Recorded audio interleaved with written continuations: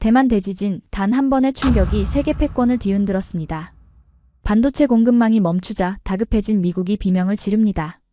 당장 한국을 잡지 못하면 미국은 끝이다. 세계를 호령하던 미국의 자존심이 결국 낡은 작업복을 입은 한국인 앞에서 고개를 숙였습니다. 최강대국이 우리 기술의 국가의 운명을 구걸하는 통쾌한 역전극 지금 시작합니다. 이 가슴 벅찬 순간 구독과 좋아요로 함께해 주십시오.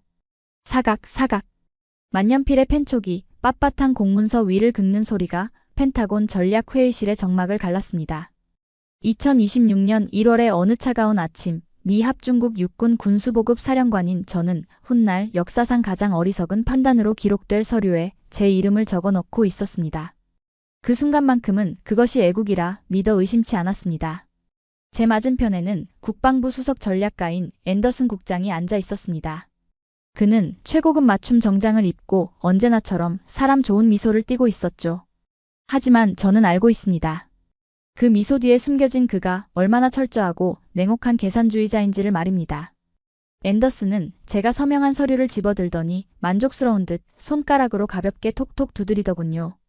탁월한 결정입니다. 밀러 장군. 한국산 반도체 의존도를 0%로 줄인다라. 드디어 우리가 진정한 독립을 이루는군요.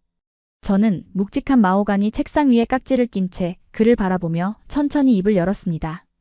앤더슨, 솔직히 말해봅시다. 실무진들의 반발이 만만치 않습니다. 한국의 평택 공장만큼 수율이 나오는 곳은 없다는 보고가 계속 올라오고 있어요. 그러자 앤더슨은 찻잔을 내려놓으며 마치 철없는 아이를 타이르듯 부드러운 목소리로 대답했습니다. 이 부분이 중요합니다. 그는 절대 흥분하거나 목소리를 높이지 않았습니다. 아주 우아하고 치밀한 논리로 제 입을 막아버렸으니까요. 장군님, 수율? 기술력? 물론 한국이 잘하죠. 인정합니다. 하지만 지정학적 리스크를 생각하셔야죠. 휴전 국가인데다 인구는 줄고 있고 그 좁은 땅덩어리에서 언제 전쟁이 터질지 모릅니다. 그런 불안한 나라에 미군의 심장을 맡긴다? 그건 전략이 아니라 도박입니다. 그의 말은 뼈 아플 정도로 논리적이었습니다. 그는 잠시 숨을 고르더니 결정적인 한마디를 덧붙였습니다. 게다가 우리에겐 TSMC가 있지 않습니까? 대만은 미국의 영원한 우방이고 인텔의 파운드리도 텍사스에서 돌아가기 시작했습니다. 굳이 한국이라는 작은 나라의 비위를 맞춰줄 필요가 없다는 뜻입니다. 장군님도 아시지 않습니까? 국방에는 국경이 없지만 안보에는 국적이 있다는 걸요. 저는 그 말에 반박할 수 없었습니다. 아니, 반박하고 싶지 않았다는 표현이 더 정확할 겁니다. 저 역시 웨스트포인트 사관학교를 수석으로 졸업한 엘리트로서 마음 한구석에는 한국을 우리가 지켜주는 나라 정도로 여기는 오만함이 자리 잡고 있었기 때문입니다. 우리가 피를 흘려 지켜낸 그 작은 나라가 감히 우리의 생명줄을 쥐고 있다는 사실 자체를 인정하기 싫었던 것일지도 모릅니다. 그래서 저는 고개를 끄덕이며 이렇게 대답하고 말았습니다. 동의하네. 미국 무기엔 미국과 동맹의 영혼만 들어가야지. 한국산 부품은 점진적으로 모두 폐기하도록 하지. 하지만 말입니다, 여러분. 그때 우리는 창밖에서 불어오는 진짜 폭풍의 냄새를 맡지 못하고 있었습니다. 펜타곤의 두꺼운 방탄유리 너머로 보이는 워싱턴의 하늘은 평화로워 보였지만 실상은 썩어 들어가고 있었거든요. 트럼프 행정부가 야심차게 밀어붙인 관세 전쟁. 그것은 부메랑이 되어 미국의 목을 조르고 있었습니다. 제가 방금 서명한 그 책상 위에는 앤더슨 국장의 달콤한 말과는 정반대되는 끔찍한 보고서들이 쌓여 있었습니다. 717. 단순한 숫자가 아닙니다. 지난 1년 사이 고율 관세와 원자재 가격 폭등을 견디지 못하고 파산을 신청한 미국 내 중소방산 기업의 숫자였습니다. 전년 대비 14%나 급증한 수치였죠. 어제 오후 제 부관인 톰슨 소령이 새파랗게 질린 얼굴로 제게 보고했던 내용이 떠오르더군요. 사령관님, 오하이오주에 있는 스미스 앤 볼트사가 오늘 아침 문을 닫았습니다. F-35 전투기 날개에 들어가는 특수 나사를 만드는 유일한 공장이었습니다. 뭐라고? 대체 공장은? 없습니다. 인건비를 맞출 수 있는 곳이 미국 내에는 전무합니다. 이제 남은 재고는 2주치뿐입니다. 저는 그때 부관에게 소리를 질렀습니다. 닥치고 대안을 찾아오라고 말이죠. 하지만 속으로는 등줄기에 식은땀이 흐르고 있었습니다. 제조업의 부활을 외치던 정치인들의 구호와 달리 미국의 제조업 생태계는 이미 밑바닥부터 무너져 내리고 있었기 때문입니다. 그런데도 제가 왜 한국을 배제한다는 미친 결정을 내렸냐고요? 믿는 구석이 있었기 때문입니다. 바로 앤더슨이 말한 대만이었죠. 우리 정보국 보고에 따르면 대만의 TSMC는 24시간 풀가동되며 전 세계 반도체 물량의 60%를 쏟아내고 있었습니다. 그들이 있는 한 미국 내 하청업체 몇 개가 망하는 건 큰 문제가 아니라고 자위했습니다. 대만 해협만 안전하다면 미국의 패권은 영원할 것이라고 굳게 믿었습니다. 회의를 마치고 집무실로 돌아온 저는 의자에 깊숙이 몸을 파묻으며 쓰디 쓴 블랙커피를 한 모금 들이켰습니다. 벽에 걸린 세계지도 속 아주 작게 표시된 대한민국을 보며 저는 콧방귀를 뀌었습니다. 주제도 모르고 기술료를 올려달라고? 이번 기회에 정신 좀 차리게 해주지. 참으로 오만했습니다. 그리고 무지했습니다. 바로 그 시각 제가 그토록 신뢰했던 대만 섬의 지하 깊은 곳에서 지구의 지각판이 끔찍한 비명을 지르며 뒤틀리기 시작했다는 사실을 꿈에도 몰랐으니까요. 제 커피잔의 수면이 미세하게 떨리는 것을 보았을 때 저는 그저 지나가는 트럭 때문이라고 생각했습니다. 하지만 그것은 저와 미국의 운명을 송두리째 뒤흔들 거대한 재앙의 서막이었습니다. 책상 위에 전화벨이 찢어질 듯 울리기 시작한 것은 정확히 3분 뒤의 일이었습니다. 따르릉 따르릉. 그 전화벨 소리는 평소와 달랐습니다. 펜타곤의 보안 라인, 일명 레드폰만이 낼 수 있는 신경을 곤두세우게 만드는 날카롭고 건조한 기계음이었으니까요. 저는 커피잔을 내려놓을 새도 없이 수화기를 낚아챘습니다. 사령관님, 상황실입니다. 지금 당장 스크린을 켜십시오. 코드가 블랙입니다. 코드 블랙. 그것은 전시 상황에 준하는 혹은 그 이상의 통제 불능 상태를 의미하는 암호였습니다. 저는 떨리는 손으로 리모컨을 집어들고 벽면을 가득 채운 대형 모니터를 켰습니다. 그리고 그 순간 저는 앤더슨 국장이 떠들던 그 완벽한 논리가 얼마나 허망한 모래성이었는지를 두 눈으로 목격하고 말았습니다. 화면은 온통 붉은색이었습니다. 뉴스 앵커의 목소리는 다급함을 넘어 비명에 가까웠죠. 속보입니다. 대만 현지 시각 새벽 2시 화롄 남동쪽 해상에서 규모 7.0의 강진이 발생했습니다. 이는 지난 12월 24일의 6.1 지진과는 비교조차 할 수 없는 파괴력입니다. 현재 대만 전역의 전력망이 셧다운되었으며 화면 속 타이베이의 풍경은 처참했습니다. 도로는 엿가락처럼 휘어져 있었고 고층 빌딩들은 마치 술 취한 거인처럼 위태롭게 기울어져 있더군요. 하지만 군인인 제 눈에 들어온 것은 무너진 민가가 아니었습니다. 바로 대만 북부 신주과학단지, 즉 TSMC의 심장부에서 피어오르는 검은 연기였습니다. 앤더슨 국장도 사색이 되어 벌떡 일어났습니다. 저는 그를 향해 낮게 으르렁거렸습니다. 국장, 자네가 말한 그 미국의 영원한 우방이 지금 불타고 있네. 우리 최신형 미사일의 눈이 되어줄 3나노 칩 생산 라인이 저기 있다고 하지 않았나? 그러자 앤더슨은 식은땀을 닦으며 애써 침착한 척 변명을 시작하더군요. 장군님, 진정하십시오. TSMC 공장은 내진 설계가 되어 있습니다. 건물 외벽 좀 금간거로 호들갑 떨 필요 없습니다. 단순한 정전일 겁니다. 복구에 하루 아니 이틀이면 충분합니다. 정말 그렇게 믿고 싶었을 겁니다. 하지만 저는 알았습니다. 반도체라는 놈은 우리가 다루는 전차나 장갑차와는 차원이 다른 물건이라는 것을요. 머리카락 굵기의 10만 분의 1, 그 미세한 회로를 새기는 노광 장비는 땅이 아주 조금만 흔들려도 초점이 나가버립니다. 진도 7.0. 이건 건물은 멀쩡해도 그 안의 정밀 장비들은 모조리 고철 덩어리가 되었다는 뜻입니다. 실제로 10분 뒤 태평양 사령부에서 전송된 첩보 사진은 절망적이었습니다. 공장 내부의 웨이퍼 이송장치는 멈췄고 수천억 원짜리 웨이퍼들은 바닥에 쏟아져 산산조각이 나 있었습니다. 더 끔찍한 것은 여진이 계속되고 있다는 점이었습니다. 진도 5 이상의 여진이 1시간 간격으로 때리고 있는데 복구? 그건 미친 소리였습니다. 좋아, 앤더슨. 자네 말대로 100번 양보해서 대만이 복구된다고 치지. 그럼 그동안은? 당장 다음 달 태평양 훈련에 쓸 이지스함 레이더 모듈은 어디서 가져오지? 저는 책상을 내리치며 물었습니다. 그러자 앤더슨은 또다시 그 지긋지긋한 태블릿 PC를 꺼내들며 재고 데이터를 들이밀더군요. 걱정 마십시오. 우리 본토에도 재고가 있습니다.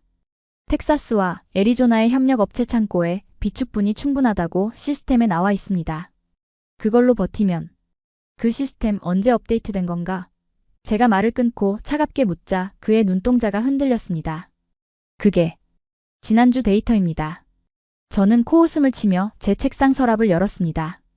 그리고 오늘 아침 톰슨 소령이 주고 간 파산 기업 리스트를 앤더슨의 얼굴 앞에 던져주었습니다. 종이 뭉치가 흩날리며 바닥에 떨어졌습니다. 잘 보게.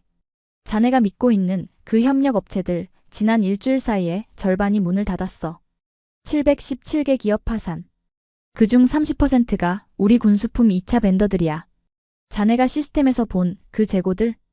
압류당해서 창고에 자물쇠 채워진 지 오래란 말일세. 그제야 앤더슨의 얼굴에서 핏기가 완전히 사라졌습니다. 트럼프의 관세 폭탄이 쏘아 올린 인플레이션 그리고 대출금리 폭등. 그 여파로 미국 내 제조업 생태계는 이미 괴사 상태였던 겁니다. 서류상으로만 존재하는 유령 재고를 믿고 우리는 대만이라는 외줄 위에서 춤을 추고 있었던 것이죠. 그때였습니다. 상황실 스피커에서 다급한 보고가 터져나왔습니다. 보고합니다. 중국 해군이 움직입니다. 대만 지진 피해 복구를 지원한다는 명목으로 항공모함 랴오닝함이 대만 해협 봉쇄선 쪽으로 이동 중. 3시간 내 작전구역 진입합니다. 상황은 최악으로 치닫고 있었습니다. 중국은 이 기회를 놓치지 않을 겁니다. 대만의 혼란을 틈타 해상 봉쇄를 시도할 것이고 미군은 당장 출격해야 하는데 핵심 부품인 레이더 칩이 없어 수리를 대기 중인 함정만 4척이었습니다. 저는 더 이상 앤더슨 같은 넥타이 부대들과 입씨름할 시간이 없다는 것을 깨달았습니다. 그들은 책임 회피용 보고서를 쓰느라 바쁘겠지만 저는 당장 내 부하들을 사지로 내몰아야 하는 지휘관이었으니까요. 저는 자리에서 일어나 정복 상의를 걸쳤습니다. 단추를 잠그는 제 손끝이 미세하게 떨리고 있었지만 마음만은 차갑게 식어 있었습니다. 톰슨 소령. 네, 사령관님. 문 밖에서 대기하던 부관이 튀어들어왔습니다. 지금 당장 내 전용기 띄워. 목적지는 오산이다. 그 말을 들은 앤더슨이 경악하며 저를 막아서더군요. 장군님, 오산이라니요? 한국 말씀입니까? 백악관 승인도 없이 동맹국을 방문하다니 이건 월권입니다. 게다가 한국은 이미 배제하기로 서명하지 않았습니까? 저는 앤더슨을 밀치며 그에게 마지막으로 한마디를 던졌습니다. 승인? 내 부하들이 바다 위에서 표적이 되게 생겼는데 승인 따위가 문제인가? 그리고 잘 듣게 국장. 자네 눈엔 그 서류 조각이 보이겠지만 내 눈엔 지도상에 켜진 유일한 초록불이 보일 뿐이야. 그렇습니다. 붉은색으로 도배된 전 세계의 공급망 지도 위에서 오직 단 한 곳. 유일하게 정상 가동을 알리는 녹색 불빛이 깜빡이는 나라가 있었습니다. 지진도 파산도 중국의 위협도 비켜간 기이한 평온의 땅. 대한민국. 저는 그 작은 반도가 정말 우리의 구원자가 될 수 있을지 아니면 또 다른 실망을 안겨줄지 알 수 없었습니다. 하지만 한 가지는 확실했죠. 제 두 눈으로 직접 확인하기 전까지는 그 누구의 말도 믿지 않겠다고 말입니다. 그것이 제가 할 수 있는 마지막 선택이었습니다. 가자, 톰슨. 가서 그놈들이 진짜 실력이 있는지 아니면 운이 좋은 건지 내 눈으로 똑똑히 봐야겠어. 헬기장으로 향하는 복도를 걸으며 저는 주머니 속에 만년필을 꽉 쥐었습니다. 한국을 배제하겠다던 그 서명 어쩌면 제 손으로 그 종이를 찢어버리게 될지도 모른다는 예감이 강하게 들었습니다. 하지만 그때까지만 해도 저는 몰랐습니다. 제가 보게 될 한국의 모습이 제 상상력을 얼마나 초라하게 만들지를 말입니다. 평택의 지하 벙커, 그곳에는 제가 40년 군 생활 동안 단 한 번도 보지 못한 괴물이 잠들어 있었으니까요. 쿠웅. 거대한 C-17 수송기의 랜딩 기어가 아스팔트 활주로를 긁는 묵직한 마찰음이 귓가를 때렸습니다. 14시간의 비행 내내 뜬 눈으로 밤을 지새운 탓인지 기체가 멈추는 그 순간의 진동이 마치 제 심장이 쿵 하고 내려앉는 것 같은 착각을 일으키더군요. 여기는 대한민국 오산공군기지. 시계 바늘은 새벽 4시를 가리키고 있었습니다. 톰슨 소령이 건네주는 두꺼운 외투를 걸치고 트랩을 내려오자 한국 특유의 매섭고 건조한 겨울바람이 제 뺨을 후려쳤습니다. 그 차가운 공기 냄새. 묘하게도 쇠 냄새와 흙 냄새가 섞인 거칠지만 살아있는 냄새였습니다. 그런데 말입니다. 활주로에 내려선 저는 기이한 위화감을 느꼈습니다. 분명 전 세계는 난리가 났습니다. 제가 비행기에 있는 동안에도 펜타곤에서는 5분에 한 번씩 암호화된 메시지를 보내왔으니까요. 월스트리트의 주가는 곤두박질 치고 있었고 캘리포니아 항구에는 파산한 해운사들의 컨테이너가 산처럼 쌓여 썩어가고 있다는 보고였습니다. 당연히 이곳 세계 경제의 최전선이자 휴전 국가인 한국도 패닉 상태일 거라 예상했습니다. 사재기를 하는 시민들, 불안에 떠는 공무원들, 저를 붙잡고 도와달라며 아우성칠 한국 정부 관계자들. 그런 혼란을 상상했었죠. 하지만 제 눈앞에 펼쳐진 풍경은 소름 끼칠 정도로 고요했습니다. 저를 마중 나온 검은색 세단 한 대. 그리고 그 옆에 서 있는 중년의 남성 한 명. 그게 전부였습니다. 레드카펫도 의전 행사도 그 어떤 호들갑도 없었습니다. 웰컴 투 코리아 제너럴 밀러. 정중하지만 어딘가 사무적인 말투. 그는 자신을 한국 외교부 소속이 아닌 평택 캠퍼스 보안 책임자라고 소개했습니다. 정부 관료가 아니라 기업의 실무자가 사성 장군을 마중 나오다니. 평소 같으면 외교적 결례라며 호통을 쳤겠지만 그럴 겨를이 없었습니다. 저는 서둘러 차 뒷좌석에 몸을 구겨 넣었습니다. 차창 밖으로 보이는 평택의 풍경은 저를 더욱 혼란스럽게 만들었습니다. 새벽 4시의 고속도로. 미국이었다면 텅 비어 있었을 그 도로가 거대한 물류 트럭들의 행렬로 가득 차 있었습니다. 부웅 부웅. 끊임없이 이어지는 엔진 소리. 트럭들의 붉은 후미등이 마치 거대한 용암의 흐름처럼 끝도 없이 이어지고 있더군요. 그들은 지진이 났든 미국이 망하든 상관없다는 듯 오직 납기일을 맞추기 위해 묵묵히 바퀴를 굴리고 있었습니다. 그 압도적인 성실함의 에너지가 창문을 뚫고 들어와 저를 질식시킬 것만 같았습니다. 30분을 달려 도착한 곳은 평택의 남쪽, 지도에는 그저 야산으로 표시된 곳이었습니다. 하지만 차에서 내린 제 눈앞에는 SF 영화에서나 볼 법한 거대한 요새가 서 있었습니다. 높이 10m의 육중한 콘크리트 방벽, 그리고 그 위를 맴도는 수십 개의 감시 드론들. 윙 윙. 드론의 프로펠러 소리가 신경질적인 파리떼처럼 허공을 가르고 있었죠. 여기서부터는 도보로 이동하셔야 합니다, 장군님. 그리고 모든 통신기기는 반납해 주십시오. 안내를 맡은 직원의 말에 톰슨 소령이 발끈했습니다. 이보시오. 이분은 미 합중국 사령관이십니다. 펜타곤과 한라인을 끊으라니 그게 무슨 규정입니다. 그때였습니다. 어둠 속에서 굵고 낮은 목소리가 들려왔습니다. 저벅저벅. 군화굽이 콘크리트 바닥을 울리는 소리와 함께 한 남자가 걸어 나왔습니다. 낡은 회색 작업복 점퍼, 기름때가 묻은 안전화, 그리고 하얗게 센 머리카락을 아무렇게나 빗어넘긴 노신사. 그가 바로 제 인생을, 아니 미국의 운명을 바꾸게 될 조력자 박 공장장이었습니다. 그는 제 계급장에는 눈길조차 주지 않은 채 톰슨 소령의 손에 들린 스마트폰을 턱짓으로 가리키더군요. 미국 대통령이 와도 안 됩니다. 저 안에는 일라노 공정의 극자 외선 장비가 돌아가고 있습니다. 외부 전파? 먼지 한 톨? 용납 못합니다. 싫으면 돌아가시죠. 그의 태도는 무례하다기보다는 뭐랄까요? 절대적인 자신감에서 나오는 오만함에 가까웠습니다. 마치 아쉬운 건 너희지 우리가 아니다 라고 온몸으로 말하는 듯 했죠. 저는 톰슨을 제지하며 제 스마트폰과 권총을 바구니에 내려놓았습니다. 자존심이 상했지만 저는 지금 갑이 아니라 을이라는 사실을 뼈저리게 자각하고 있었으니까요. 안내하시오. 내 눈으로 직접 봐야겠소. 박 공장장은 그제야 희미한 미소를 띠며 고개를 끄덕였습니다. 따라오시죠. 바쁘니까 뛰지는 마시고.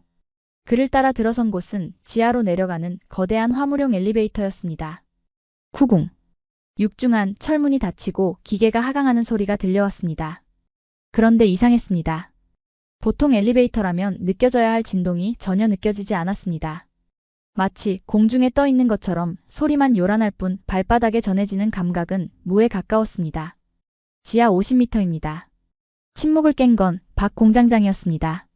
그는 주머니에서 믹스커피 스틱 하나를 꺼내 입에 물더군요. 장군님은 대만이 왜 무너졌다고 생각하십니까? 갑작스러운 질문에 저는 당황했습니다. 그거야. 지진 때문 아닌가?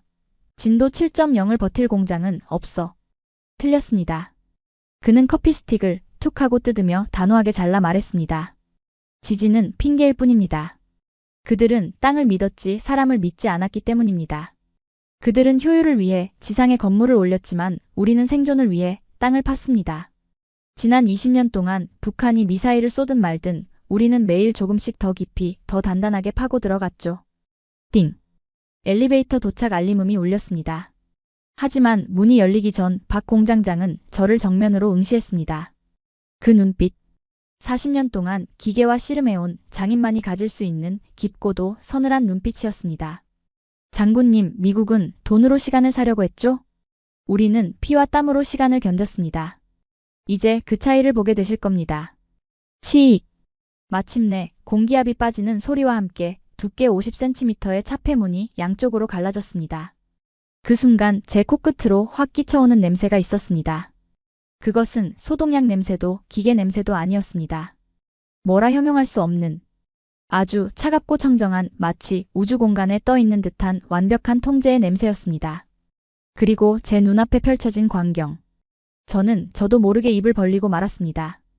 옆에 있던 톰슨 소령이 오마이갓 이라며 신음소리를 내뱉더군요. 그곳은 공장이 아니었습니다. 지하 50m 아래 건설된 인류가 만들어낸 가장 정교하고 거대한 지하 도시였습니다. 축구장 10개 크기의 광활한 클린룸. 끝이 보이지 않을 정도로 길게 뻗은 레일 위로 웨이퍼를 실은 OHT들이 마치 살아있는 혈액처럼 소름 끼치는 속도로 그러나 한치의 오차도 없이 움직이고 있었습니다. 위잉척, 위잉척. 수천 대의 기계가 돌아가고 있었지만 그 소음은 시끄럽다기보다는 웅장한 교향곡 같았습니다. 인간은 단 한 명도 보이지 않았습니다. 오직 기계들의 완벽한 군무만이 존재했습니다. 하지만 저를 가장 전율하게 만든 것은 따로 있었습니다. 천장에 매달린 거대한 모니터. 거기에는 실시간 지진 감지 데이터가 표시되고 있었습니다. 현재 대만 여진 감지 진도 5.2. 현재 일본 규슈 지진 감지 진도 4.8. 평택 캠퍼스 진동 감지 0.0001. 외부 세상은 땅이 갈라지고 건물이 무너지는 아수라장인데 이 지하 벙커의 진동 수치는 소수점 넷째짜리까지 0이었습니다. 박 공장장이 제 옆으로 다가와 작업대 위에 놓인 물잔을 가리켰습니다. 투명한 유리잔에 담긴 물. 그 수면은 마치 거울처럼 미동조차 하지 않고 있었습니다. 보십시오, 장군님. 그의 목소리에는 그 어떤 자랑도 허세도 없었습니다. 그저 건조한 팩트만을 전달할 뿐이었죠. 바깥 세상이 어떻게 되든 상관없습니다. 이곳은 대한민국입니다. 전쟁이 나도 지진이 나도 이 공장은 멈추지 않습니다. 저는 그 물잔을 멍하니 바라보며 마른 침을 꿀꺽 삼켰습니다. 목구멍으로 넘어가는 침소리가 천둥소리처럼 크게 느껴졌습니다. 제가 그동안 하청기지라고 무시했던 이곳이 사실은 인류의 기술 문명을 지탱하고 있는 마지막 노아의 방주였다는 사실을 그제야 깨닫기 시작했기 때문입니다. 하지만 놀라기엔 아직 일렀습니다. 박 공장장은 씩 웃으며 더 깊은 곳 특수구역을 가리켰습니다. 놀라긴 이릅니다. 장군님이 진짜 보고 싶어 하던 거 미군 놈들이 그토록 찾아 헤매던 물건이 저 안에 쌓여 있으니까요. 가시죠. 저는 홀린 듯 그의 뒤를 따랐습니다. 제 다리가 후들거리고 있다는 사실조차 잊은 채 말입니다. 치익 쾅. 두께 1m에 달하는 특수 합금문이 제 등 뒤에서 닫히는 소리는 마치 교도소의 철문이 닫히는 것처럼 묵직하고 단호했습니다. 외부와 완벽하게 차단된 그 공간, 박 공장장이 특수구역이라 부른 그곳은 뜻밖에도 칠흑 같은 어둠 속에 잠겨 있었습니다. 잠시 눈을 감으십시오. 홍채 인식이 끝나면 조명이 들어올 겁니다. 박 공장장의 목소리가 허공에서 들려왔고 곧이어 삐빅하는 날카로운 전자음과 함께 눈부신 LED 조명이 순차적으로 켜지기 시작했습니다. 팟팟 팟팟 팟팟팟. 마치 도미노처럼 켜지는 불빛을 따라 제 시선이 앞을 향해 뻗어나갔고 그 끝에서 저는 숨쉬는 법조차 잊어버리고 말았습니다. 그곳은 거대한 신전이었습니다. 그리스의 파르테논 신전보다 더 거대하고 더 엄숙한 공간. 하지만 그곳에 모셔진 것은 대리석 조각상이 아니었습니다. 끝이 보이지 않을 정도로 길게 늘어선 렉 위에는 은색으로 빛나는 진공 밀폐 용기들이 수천 아니 수만 개가 질서정연하게 쌓여 있었습니다. 그 용기 하나하나에 붙어있는 바코드와 일련 번호들. 군수 보급 사령관인 제 눈에는 그 암호들이 마치 돈다발 아니 생명 그 자체로 보였습니다. 미 국방부 최우선 조달품. 로키드 마틴 주문 물량. 레이시온 비축분. 미국의 방산업체들이 애타게 찾던 아니 없어서 전전긍긍하던 그 핵심 부품들이 바로 이곳 한국의 지하 50m 벙커에 산처럼 쌓여 있었던 것입니다. 맙소사. 옆에 있던 톰슨 소령이 비틀거렸습니다. 그는 믿을 수 없다는 듯 떨리는 손으로 가장 가까이 있는 용기를 쓰다듬었습니다. 사령관님, 이거 전부 F-35 전투기용 A4 레이더 모듈입니다. 텍사스 공장이 파산해서 생산 중단된 바로 그 모델 말입니다. 이게 왜 여기 있죠? 보고서엔 재고가 없다고. 그때 박 공장장이 믹스커피 종이컵을 구겨 쓰레기통에 톡 던져 넣으며 무심하게 대꾸하더군요. 재고가 없는 게 아니라 당신들이 안 가져간 겁니다. 정확히 말하면 돈을 안 줘서 우리가 출고 정지를 시켰죠. 뭐라고요? 제가 되물었습니다. 지난달 미 국방부 예산 삭감되었다고 대금 지금 미뤘지 않습니까? 우리는 외상사절입니다. 물건은 다 만들어놨으니 입금되면 가져가쇼 하고 짱 박아둔 게 벌써 6개월치입니다. 저는 머리를 한 대 얻어맞은 기분이었습니다. 앤더슨 국장은 한국 공장의 생산 능력 부족이라고 보고했지만 실상은 미국의 지불 능력 부족과 행정 착오가 원인이었던 겁니다.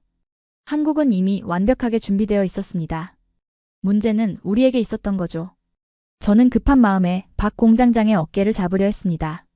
박 공장장, 아니 박 선생님. 좋습니다. 대금? 당장 송금하겠습니다. 2배, 아니 3배라도 쳐드리겠소. 지금 당장 이 물량들 수송기에 싣게 해주시오. 캘리포니아 항모 전단이 기다리고 있소. 하지만 제 손이 닿기도 전에 박 공장장은 표정 하나 변하지 않고 한 발짝 물러섰습니다.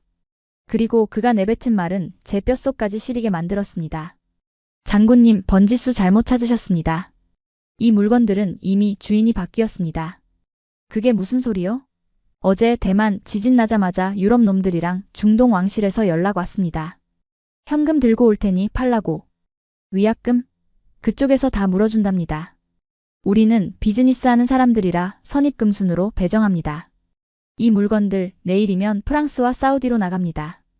눈앞이 캄캄해졌습니다. 미군의 최신 무기에 들어갈 심장이 다른 나라, 그것도 어쩌면 우리의 잠재적 경쟁국으로 넘어갈 판이었습니다. 다급해진 저는 군인의 체면도 잊고 소리를 질렀습니다. 안 돼. 이건 미군의 자산이오. 전략 물자 반출 금지 조항을 들이대서라도 막겠소. 그러자 박 공장장은 픽 웃으며 저를 데리고 한쪽 벽면을 가득 채운 대형 스크린 앞으로 걸어갔습니다. 법대로 하시든가요? 그런데 장군님, 진짜 문제는 저 쌓여있는 재고가 아닙니다. 저건 과거의 유산일 뿐이고 진짜 보셔야 할 건 바로 지금 만들어지고 있는 것들입니다. 그가 손가락으로 가리킨 스크린에는 복잡한 그래프와 수치들이 실시간으로 춤을 추고 있었습니다. 그중 중앙에 가장 크게 떠있는 숫자 하나. 수율 99.8%. 저는 제 눈을 의심했습니다. 안경을 벗어 닫고 다시 보았지만 숫자는 그대로였습니다. 99.8%. 반도체 공정에서 수율이란 불량품이 아닌 정상 제품이 나오는 비율을 뜻합니다. 제가 알기로 인텔의 최신 공정 수율이 60%를 간 넘겼고 지진 전에 TSMC가 80% 수준이었습니다. 그런데 99.8%? 이건 이론상으로나 가능한 신의 영역에 가까운 숫자였습니다. 이건 조작이야. 어떻게 불량률이 0.2%밖에 안 나온단 말인가? 먼지 하나만 들어가도 불량인 게 반도체인데? 박 공장장은 혀를 끌끌 차며 조작 패널을 눌러 CCTV 화면을 확대했습니다. 장군님, 저기 라인 안을 보십시오. 사람이 보입니까? 화면 속 끝없이 펼쳐진 웨이퍼 생산 라인에는 정말 개미 새끼 한 마리 보이지 않았습니다. 오직 로봇팔들이 현란하게 움직이고 있었죠. 그런데 그 움직임이 기괴할 정도로 빨랐습니다. 슈슈슉 척, 슈슈슉 척.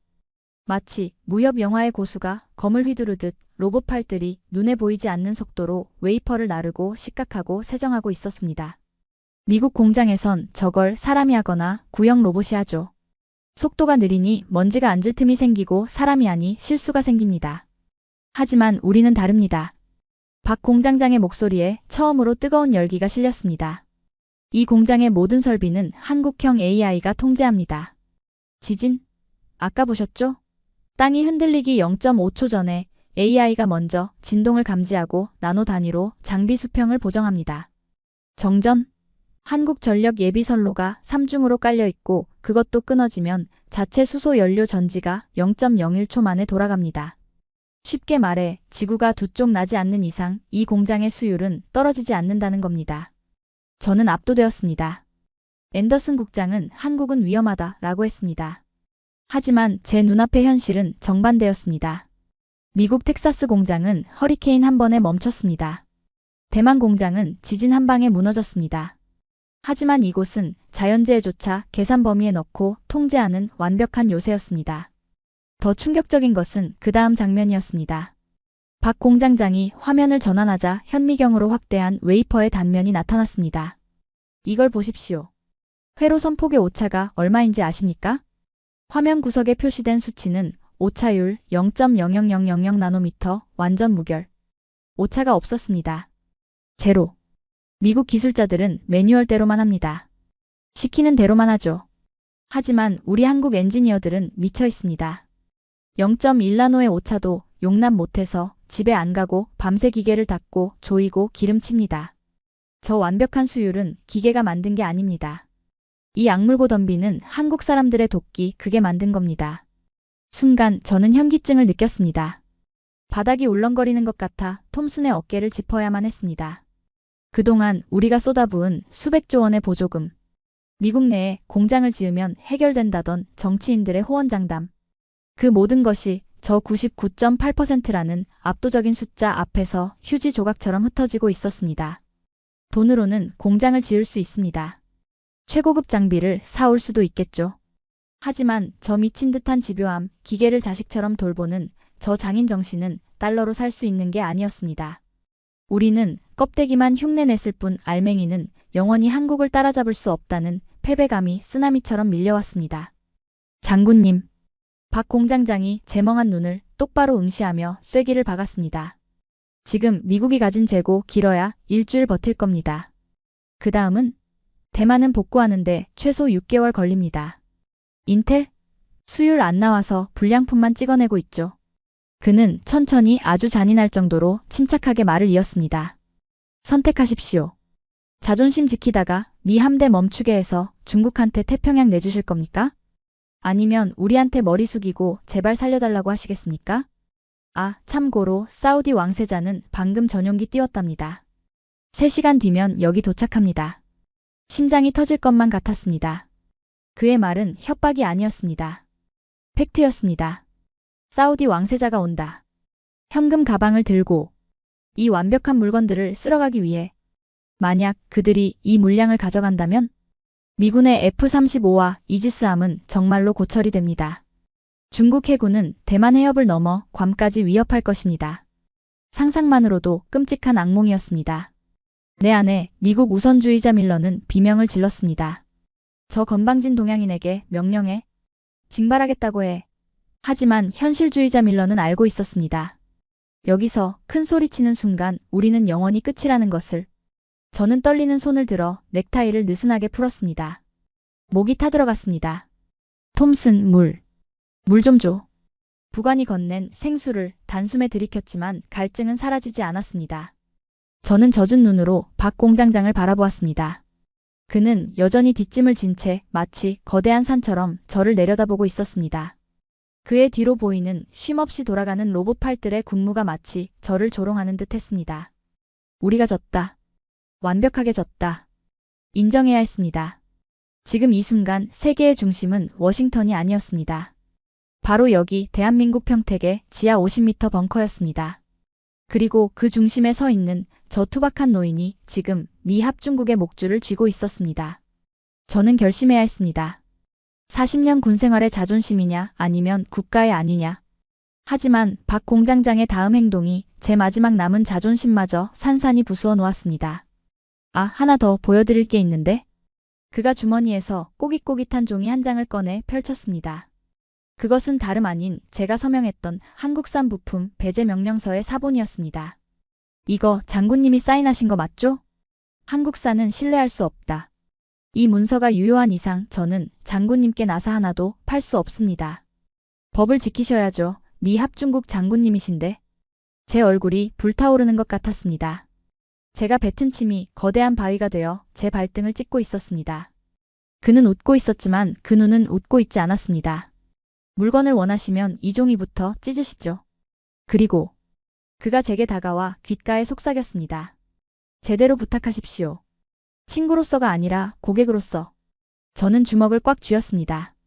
손톱이 손바닥을 파고드는 고통이 느껴졌지만 그보다 더 큰 고통은 제 영혼이 비명을 지르고 있다는 사실이었습니다.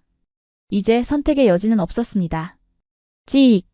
정적을 깨고 울려 퍼진 것은 종이가 찢어지는 날카로운 파열음이었습니다. 제 손은 미세하게 떨리고 있었습니다. 제 자존심이자 미 합중국 군수사령관으로서의 마지막 고집이었던 그 문서. 한국산 부품 배제 명령서는 제 두 손에 의해 반으로 다시 네 조각으로 찢겨 바닥으로 흩날렸습니다. 마치 하얀 눈송이처럼 떨어지는 그 종이 조각들을 바라보며 저는 입술을 깨물었습니다. 비릿한 피맛이 입안에 감돌았습니다. 패배감이라기보다는 인정할 수밖에 없는 현실 앞에서의 처절한 항복 선언이었죠. 박 공장장은 그제야 뒷짐을 풀고 제 앞으로 다가왔습니다. 그는 바닥에 떨어진 종이 조각을 구둣발로 슥슥 치우더니 작업복 안주머니에서 꼬깃꼬깃한 계약서 한 장을 꺼내 작업대 위에 탁 하고 올려놓더군요. 잘 생각하셨습니다. 장군님. 아니, 고객님. 이제야 말이 좀 통하겠군요. 그는 볼펜을 제 쪽으로 밀어주었습니다. 몽블랑 만년필도 금장펜도 아닌 한국 어디서나 볼 수 있는 1,000원짜리 검은색 볼펜이었습니다. 하지만 그 순간 제게는 그 볼펜이 핵무기 발사 버튼보다 더 무겁게 느껴졌습니다. 저는 떨리는 손으로 서명란에 토마스 밀러라는 이름을 휘갈겨 썼습니다. F-35 레이더 모듈 500세트, 이지스 함용 전투 체계 칩 3만 개. 전량 즉시 인수한다. 서명이 끝나는 순간 톰슨 소령이 긴 숨을 토해내며 주저앉듯 의자에 기대더군요. 저 역시 넥타이를 거칠게 풀며 안도의 한숨을 내쉬었습니다. 드디어 끝났다. 이제 이 물건들을 싣고 돌아가기만 하면 된다. 비록 자존심은 구겨졌지만 미국의 안보는 지켰다는 생각에 긴장이 탁 풀리던 순간이었습니다. 박 공장장은 계약서를 확인하더니 무전기를 들고 짧게 명령했습니다. 야, 추라 대기시켜. 미국 쪽 물량 먼저 뺀다. 사우디 쪽에 양해 구하고 대기 걸어. 그의 목소리가 그렇게 반가울 수 없었습니다. 지하 벙커의 기계음조차 승리의 팡파르처럼 들렸으니까요. 저는 톰슨에게 눈짓을 보냈습니다. 대금 송금을 마무리하라는 신호였죠. 톰슨은 즉시 노트북을 열고 펜타곤 재무국과 연결된 보안 서버에 접속했습니다. 박 공장장, 송금 절차 시작했소. 확인되는 대로 물건을 싣겠소. 그러시죠. 입금 확인되면 문 열어드립니다. 모든 것이 순조롭게 해결되는 듯 했습니다. 적어도 그때까지는 말입니다. 하지만 여러분, 인생이란 참으로 잔인한 작가입니다. 가장 안심한 순간, 가장 끔찍한 반전을 준비해두고 있으니까요. 저는 그때 몰랐습니다. 이 지하 벙커에서의 거래가 끝이 아니라 진짜 악몽의 시작이었다는 사실을 말입니다. 사령관님? 갑자기 톰슨 소령의 목소리가 기이하게 뒤집혔습니다. 그는 노트북 화면을 뚫어져라 쳐다보며 식은땀을 줄줄 흘리고 있었습니다. 타자치는 손가락이 허공에서 멈춰섰죠. 왜 그래? 송금 안 했나? 그게 시스템 오류가 뜹니다. 재무국 서버가 응답하지 않습니다. 무슨 소리야? 위성 인터넷이 끊겼나? 아닙니다. 인터넷은 멀쩡합니다. 그런데 지불 거절 코드가 뜹니다. 저는 짜증을 내며 톰슨의 자리로 가서 화면을 들여다보았습니다. 그리고 제 눈을 의심했습니다. 화면 중앙에 떠 있는 붉은색 경고창. 오류, 뉴욕 메인 서버, 자금 유동성 동결, 송금 불가. 그 순간 제 주머니 속에 있던 위성 전화가 발작하듯 울리기 시작했습니다. 펜타곤이었습니다. 앤더슨 국장의 목소리는 공포에 질려 갈라져 있었습니다. 장군님, 큰일 났습니다. 지금 당장 뉴스를 보셔야 합니다. 월스트리트가, 월가가 무너졌습니다. 뭐라고? 박 공장장이 말없이 벽면의 대형 스크린 채널을 CNN으로 돌렸습니다. 그곳에는 지옥도가 펼쳐져 있었습니다. 뉴욕 증권거래소 앞은 수만 명의 인파로 뒤덮여 있었고 경찰들이 바리케이드를 치고 시위대를 막고 있었습니다. 그리고 화면 하단에 흐르는 자막은 제 심장을 멈추게 만들기에 충분했습니다. 속보, 미 대형 투자은행, 지뱅크 파산 선언. 제2의 대공황 공포. 달러 가치 30년 만에 최저치 폭락. 연준, 모든 해외 송금 무기한 중단 조치. 아찔했습니다. 며칠 전부터 돌던 찌라시 미국 은행 파산설이 사실이었던 겁니다. 트럼프의 관세 정책과 제조업 붕괴가 금융권의 부실로 이어졌고 대만 지진이라는 트리거가 터지자마자 약한 고리가 끊어져 버린 것입니다. 장군님, 지금 연준이 달러 유출을 막기 위해 전산망을 차단했습니다. 송금이 안 됩니다. 톰슨 소령이 울먹이며 보고했습니다. 상황이 이해되십니까? 물건은 눈앞에 있습니다. 계약서에 사인도 했습니다. 그런데 지갑이 아니 국가의 금고가 잠겨버린 겁니다. 세계 기축통화라던 달러가 지금 이 순간만큼은 종이 조각보다 못한 신세가 되어버린 것입니다. 벙커 안에는 무거운 침묵이 흘렀습니다. 웅웅 거리며 돌아가는 기계 소리만이 이 비현실적인 상황을 비웃는 듯 했죠. 박 공장장의 표정이 싸늘하게 굳어졌습니다. 그는 팔짱을 끼고 차가운 눈으로 저를 내려다보았습니다. 장군님, 제가 말씀드렸죠? 외상은 사절이라고. 박 공장장, 이건 전산 오류요. 내 명예를 걸고 약속하겠소. 일단 물건부터 주면 내가 귀국해서 어떻게든. 명예? 그가 코웃음을 쳤습니다. 지금 당신네 나라 은행이 망해서 돈을 못 준다는데 개인 명예가 무슨 소용입니까? 우리는 기업입니다. 돈 안 들어오면 물건 못 나갑니다. 그는 가차 없었습니다. 냉혹한 비즈니스의 세계. 저는 다급하게 앤더슨에게 소리쳤습니다. 현금을 준비해. 금괴라도 싣고 와. 당장. 하지만 수학이 넘어 앤더슨은 흐느끼고 있었습니다. 안 됩니다. 의회 승인 없이는 반출이 불가능합니다. 시간이 너무 걸립니다. 그때였습니다. 박 공장장의 작업대 위에 놓인 낡은 유선 전화기가 요란하게 울리기 시작했습니다. 따르르릉 따르르릉. 그 소리는 마치 사형 선고를 알리는 종소리처럼 벙커 안을 울렸습니다. 박 공장장은 저를 힐끗 보더니 천천히 수화기를 들었습니다. 그리고 스피커폰 버튼을 눌렀습니다. 일부러 들으라는 듯이 말이죠. 여보세요. 평택 공장입니다. 수화기 너머에서 들려온 목소리. 유창하지만 묘하게 억양이 센 한국어. 그 목소리를 듣는 순간 저는 온몸의 털이 곤두서는 것을 느꼈습니다. 박 공장장님, 접니다. 리입니다. 리. 중국 상무부 소속이자 아시아 전역을 누비는 악명 높은 로비스트. 교활한 여우 같은 그놈이었습니다. 아, 리 선생. 웬일이시오? 뉴스 보셨죠? 미국 친구들 지갑 털렸다는 거. 지금 그 친구들한테 줄 물건 우리한테 넘기시죠. 저는 소리를 지르고 싶었지만 목구멍이 막혀 아무 소리도 나오지 않았습니다. 리의 목소리는 여유가 넘쳤습니다. 우리는 달러 안 씁니다. 지금 인천항에 우리 화물선 들어와 있습니다. 순도 99.9% 금괴 5톤. 현물로 바로 지급하겠습니다. 위약금 2배로 드리죠. 깔끔하지 않습니까? 금괴 5톤. 달러가 휴지 조각이 된 지금 그보다 더 확실한 보증수표는 없었습니다. 게다가 중국은 거리도 가깝습니다. 지금 실어보내면 내일 아침이면 중국 해군 기지에 도착할 것입니다. 박 공장장의 눈이 저와 전화기를 번갈아 응시했습니다. 그는 갈등하고 있는 것 같지 않았습니다. 오히려 계산기를 두드리는 상인처럼 침착했죠. 금괴라. 조건은 나쁘지 않네요. 안 돼. 저는 결국 참지 못하고 톰슨의 노트북을 집어 던지며 박 공장장에게 달려들었습니다. 톰슨이 저를 필사적으로 말렸습니다. 박 공장장. 중국은 적국이요. 그들에게 이 기술이 넘어가면 태평양은 끝이야. 당신들도 위험해진다고. 하지만 박 공장장은 제 절규를 무시한 채 수화기에 대고 이렇게 말했습니다. 리 선생, 지금 정문 앞에 와 있어? 네. 문 열어주시죠. 트럭 대기 중입니다. 박 공장장은 수화기를 내려놓았습니다. 철컥하는 소리가 제 심장을 내리찍었습니다. 그는 저를 보며 무표정한 얼굴로 말했습니다. 장군님, 자본주의 종주국이라면서 왜 이렇게 아마추어같이 구십니까? 돈 있는 곳에 물건 가는 게 이치 아닙니까? 그의 손이 출하 승인 버튼을 향해 천천히 움직였습니다. 저는 머릿속이 하얗게 변했습니다. 제 눈앞에서 미군의 생명줄이 우리의 적에게 넘어가는 꼴을 지켜봐야만 하는 상황.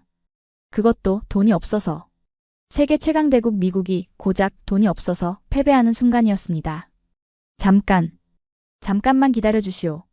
저는 비굴할 정도로 목소리를 떨며 애원했습니다. 무릎이라도 꿇고 싶은 심정이었습니다. 하지만 박 공장장의 손가락은 멈추지 않았습니다. 그런데 말입니다. 정말 놀라운 것은 이 절체절명의 순간에 또 다른 변수가 등장했다는 사실입니다. 갑자기 벙커에 비상벨이 울리며 붉은색 경광등이 미친 듯이 돌아가기 시작했습니다. 웽, 웽. 뭐야? 지진인가? 톰슨이 소리쳤습니다. 하지만 그것은 지진이 아니었습니다. 박 공장장의 표정이 처음으로 당혹감으로 일그러졌습니다. 그가 CCTV 화면을 띄우자 정문 앞에 상황이 나타났습니다. 중국 트럭들이 진입하려는 그 순간 검은색 벤 차량 수십 대가 들이닥치며 중국 트럭들을 가로막고 있었습니다. 그리고 차에서 내리는 검은 양복의 사내들. 그들의 손에는 총이 들려 있었습니다. 단순한 경호원들이 아니었습니다. 그들의 움직임 대형. 저건 훈련받은 특수부대였습니다. 그리고 그들 사이로 걸어 나오는 한 남자. 저는 그를 알고 있었습니다. 아니, 모를 수가 없었죠. 미국 CIA조차 함부로 건드리지 못하는 대한민국 국가정보원의 블랙 요원 K였습니다. 사건은 이제 단순한 비즈니스를 넘어섰습니다. 미국과 중국의 대리전이 이 작은 평택 땅 위에서 총성 없는 전쟁으로 폭발하기 직전이었습니다. 박 공장장이 욕설을 나직히 내뱉더군요. 젠장, 판이 너무 커졌어. 전원 위치 고수. 외부 출입을 전면 통제한다. 국정원 요원의 차가운 무전 소리와 함께 벙커의 두꺼운 철문이 쿵 하고 다시 닫혔습니다. 그것은 보호가 아니라 감금이었습니다. 순식간에 상황은 정리되었습니다. 중국 트럭들은 국정원 요원들의 총구 앞에서 뒤로 물러났지만 그들은 돌아가지 않았습니다. 마치 먹잇감을 노리는 하이에나 떼처럼 공장 정문 밖 어둠 속에 시동을 켠 채 웅크리고 있었죠. 저는 톰슨 소령과 함께 공장 내부의 VIP 대기실이라는 명패가 붙은 유리방에 갇히는 신세가 되었습니다. 말이 좋아 대기실이지 사실상 외부와 단절된 유리 감옥이나 다름없었습니다. 위성 전화는 압수당했고 제게 남은 건 톰슨이 챙겨온 미지근한 생수 한 병뿐이었습니다. 장군님. 펜타곤에서 온 마지막 메시지입니다. 톰슨이 떨리는 손으로 노트북 화면을 돌려주었습니다. 보안 채널이 끊기기 직전 앤더슨 국장이 보낸 짧은 이메일 하나가 와 있었습니다. 수신 토마스 밀러. 내용 직무정지 및 소환 통보. 귀관은 국가안보에 치명적인 공백을 초래했음. 현 시간부로 모든 지휘권을 박탈함. 즉시 귀국하여 군사재판에 출석할 것. 눈앞이 캄캄해졌습니다. 40년 군생활. 베트남 정글과 이라크 사막을 누비며 쌓아올린 제별 4개가 2억 말리타국 땅 지하 벙커에서 허무하게 떨어져 나가는 순간이었습니다. 저는 힘없이 의자에 주저앉았습니다. 창밖으로 보이는 거대한 기계 설비들이 마치 저를 비웃는 거대한 괴물처럼 보였습니다. 끝났군. 톰슨, 자네도 옷 벗을 준비하게. 장군님. 시간은 자정을 넘겨 새벽 2시를 향해 가고 있었습니다. 보통의 공장이라면 기계 소음이 줄어들고 작업자들이 졸린 눈을 비비며 휴식을 취할 시간입니다. 미국이었다면 노조 규정에 따라 이미 셧다운이 되었거나 최소 인원만 남아 커피나 마시고 있었겠죠. 하지만 말입니다. 이 지하 요새의 시간은 거꾸로 흐르고 있었습니다. 유리벽 너머로 보이는 생산 라인의 분위기가 묘하게 달라지기 시작했습니다. 윙, 윙. 기계 소리는 더 빨라졌고 공기의 흐름조차 팽팽하게 당겨진 활시위처럼 긴장감으로 가득 찼습니다. 저는 답답한 마음에 유리방 문을 열고 복도로 나갔습니다. 국정원 요원이 제지하려 했지만 박 공장장이 멀리서 손짓하며 저를 불렀습니다. 내버려둬. 바람 좀 쐬시게. 박 공장장은 라인 전체가 내려다 보이는 난간에 기대어 서 있었습니다. 그의 손에는 여전히 종이컵이 들려 있었지만 그 안에 담긴 건 커피가 아니라 시커먼 쌍화탕이었습니다. 저는 힘없는 발걸음으로 그의 옆에 섰습니다. 왜 안 주무시오? 밖에는 중국 놈들이 진을 치고 있는데. 제 물음에 그는 피식 웃으며 아래를 가리켰습니다. 저 친구들 보십시오. 지금이 피크타임입니다. 저는 그가 가리키는 곳을 내려다보았습니다. 그리고 저는 전율했습니다. 아까 보았던 로봇팔들의 군무 뒤편 제어실 안에는 수백 명의 엔지니어들이 개미떼처럼 모여 있었습니다. 그들의 모습은 충격적이었습니다. 말끔한 유니폼? 여유로운 미소? 그런 건 없었습니다. 머리는 헝클어져 있었고 눈은 충혈되어 붉게 빛나고 있었습니다. 책상 위에는 뜯어먹다 남은 컵라면 용기와 핫식 스캔이 산처럼 쌓여 있었죠. 그들은 마치 전쟁터의 참호 속에 있는 병사들처럼 모니터를 뚫어질 듯 노려보며 미친 듯이 키보드를 두드리고 있었습니다. 저 친구들 3일째 집에 안 갔습니다. 박 공장장이 담담하게 말했습니다. 3일? 노동법 위반 아니요? 왜 저렇게까지 하는 거요? 미국적인 사고방식으로는 도저히 이해할 수 없었습니다. 돈을 더 준다고 해도 저런 눈빛은 나오지 않습니다. 저건 광기였습니다. 장군님은 우리를 기적이라고 부르죠? 한강의 기적. 그는 쓴웃음을 지으며 쌍화탕을 들이켰습니다. 근데 그거 다 거짓말입니다. 기적이 아니라 그냥 갈아 넣은 겁니다. 뼈를 깎고 피를 말려서 만든 겁니다. 그는 손가락으로 한 청년 엔지니어를 가리켰습니다. 목에 파스를 덕지덕지 붙인 채 한 손으로는 김밥을 집어먹고 한 손으로는 코딩을 하고 있는 청년이었습니다. 제 아버지가 조선소에서 용접하다가 눈을 다치셨습니다. 제 형은 중동 건설 현장에서 떨어져서 다리를 접니다. 우리는 그렇게 살았습니다. 기술 없으면 무시당하고 돈 없으면 서러우니까. 남들 잘 때 안 자고 남들 놀 때 안 놀면서. 그의 목소리가 젖어 들어갔습니다. 우리는 기름 한 방울 안 납니다. 우리가 가진 건 이 머리와 이 몸뚱어리 그리고 악바리 근성뿐입니다. 1등 못하면 죽는다는 공포. 그게 우리를 여기까지 끌고 온 겁니다. 순간 멍하니 있던 제 머릿속에 번개가 치는 듯 했습니다. 제가 보았던 99.8%의 수율. 0.00000 나노미터의 오차. 그건 최첨단 AI가 만든 숫자가 아니었습니다. 바로 저 유리창 너머 핏발선 눈으로 밤을 지새우는 저 한국인들의 한과 도끼가 만들어낸 핏빛 훈장이었던 것입니다. 저는 미국 디트로이트의 자동차 공장을 떠올렸습니다. 오후 5시만 되면 칼같이 퇴근하던 직원들. 분량이 나와도 내 담당이 아니다 라며 어깨를 으쓱하던 그 태업들. 우리는 배가 불렀던 겁니다. 우리는 이미 정신력에서 한국에게 지고 있었던 겁니다. 장군님. 박 공장장이 저를 보며 나직히 물었습니다. 중국이 금괴 5톤을 준다더군요. 엄청난 돈이죠. 그런데 왜 제가 아직 도장을 안 찍고 버티는지 아십니까? 저는 아무 말도 할 수 없었습니다. 돈? 좋죠. 하지만 저기 저 친구들이 밤새 만든 이 기술, 우리 선배들이 피토하며 지켜온 이 기술이 우리를 얕보고 짓밟으려는 놈들 손에 넘어가는 건 죽기보다 싫기 때문입니다. 그게 한국 사람 자존심입니다. 그의 말 한마디 한마디가 제 가슴을 후벼 팠습니다. 저는 부끄러웠습니다. 사성장군이라는 계급장이 세계 최강대국이라는 미국의 국격이 저 낡은 작업복을 입은 노인 앞에서 한없이 초라하게 느껴졌습니다. 우리는 그들을 동맹이라 부르면서도 속으로는 하청업체 취급을 했습니다. 하지만 그들은 우리가 샴페인을 터뜨리며 방심하는 사이 누구보다 치열하게 칼을 갈고 있었던 것입니다. 그때 제어실 쪽에서 환호성이 터져나왔습니다. 와, 엔지니어들이 서로 끌어안고 펄쩍펄쩍 뛰고 있었습니다. 박 공장장이 미소를 지으며 말하더군요. 방금 사우디 쪽 물량 최종 테스트 통과했네요. 이제 출하 승인 떨어질 겁니다. 그 말은 곧 제게 남은 시간이 얼마 없다는 사형 선고와도 같았습니다. 사우디 물량이 나가고 나면 다음은 중국 차례가 될 공산이 컸으니까요. 밖에는 중국 트럭이 기다리고 있고 국정원도 언제까지나 기업의 비즈니스를 막을 명분은 없을 테니까요. 저는 난간을 움켜쥐었습니다. 손마디가 하얗게 질렸습니다. 패배감, 무력감, 그리고 뒤늦은 존경심. 이 복합적인 감정이 제 안에서 소용돌이쳤습니다. 이대로 물러설 것인가? 앤더슨의 말대로 귀국해서 불명예 전역을 할 것인가?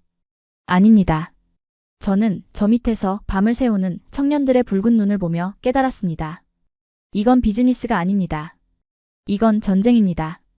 저들이 저토록 치열하게 지켜낸 기술이라면 저 역시 목숨을 걸고 지켜내야 마땅했습니다. 미국의 안보를 위해서가 아니라 저 위대한 노력에 대한 예의로서 말입니다. 저는 천천히 고개를 들었습니다. 제 눈빛이 달라져 있음을 느꼈습니다. 톰슨. 네, 장군님. 내 정복 꺼내. 네. 지금 상황에 정복은 왜? 입어야겠어. 군인으로서 마지막으로 해야 할 일이 있다. 톰슨은 제 눈을 보더니 더 이상 묻지 않았습니다. 그는 묵묵히 제 가방에서 주름 하나 없이 다림질된 짙은 녹색의 정복 상의를 꺼냈습니다. 저는 셔츠 단추를 하나하나 잠그며 거울 속에 비친 제 모습을 바라보았습니다. 늙고 지친 얼굴이었지만 눈빛만은 40년 전 임관식 때처럼 타오르고 있었습니다. 박 공장장님. 제가 부르자 그가 뒤를 돌아보았습니다. 잠시만 시간을 주십시오. 제가, 아니, 미 합중국이 당신들에게 보여줄 수 있는 최고의 경의를 표하고 싶습니다. 저는 재킷을 걸치고 훈장이 달린 가슴팍을 매무새했습니다. 그리고 굳게 닫힌 벙커의 정문을 향해 제 인생에서 가장 무겁고 비장한 발걸음을 옮기기 시작했습니다. 그곳에는 총을 든 국정원 요원들과 금괴를 든 중국 로비스트 그리고 이 모든 사태를 지켜보는 박 공장장이 기다리고 있었습니다. 이것은 제 마지막 도박이었습니다. 돈이 없다면 목숨보다 귀한 것을 걸어야만 했으니까요. 탁! 타탁! 금장 단추가 단추구멍을 파고드는 그 건조한 마찰음이 마치 제 심장을 긁어내는 소리처럼 들렸습니다. 거울 앞에 선 저는 빳빳하게 날이 선 짙은 녹색의 정복 상의를 걸치고 있었습니다. 소매 끝에 박힌 금색띠 가슴팍에 줄지어 달린 오색 찬란한 약장들 그리고 어깨 위에서 번쩍이는 은색별 4개. 평생을 바쳐 쌓아 올린 이 화려한 훈장들이 오늘따라 왜 이리도 무겁고 차갑게 느껴지는지 모르겠습니다. 거울 속에 비친 늙은 군인의 눈동자는 흔들리고 있었습니다. 이것은 승리를 확신하는 개선장군의 갑옷이 아니었습니다. 어쩌면 이것은 패배를 직감한 장수가 마지막으로 갖춰 입는 수의가 될지도 모른다는 불길한 예감이 등줄기를 타고 흘러내렸기 때문입니다. 구석에 처박힌 톰슨 소령은 차마 고개를 들지 못하고 있었습니다. 그의 무릎 위에는 전원이 꺼진 노트북이 덩그러니 놓여 있었죠.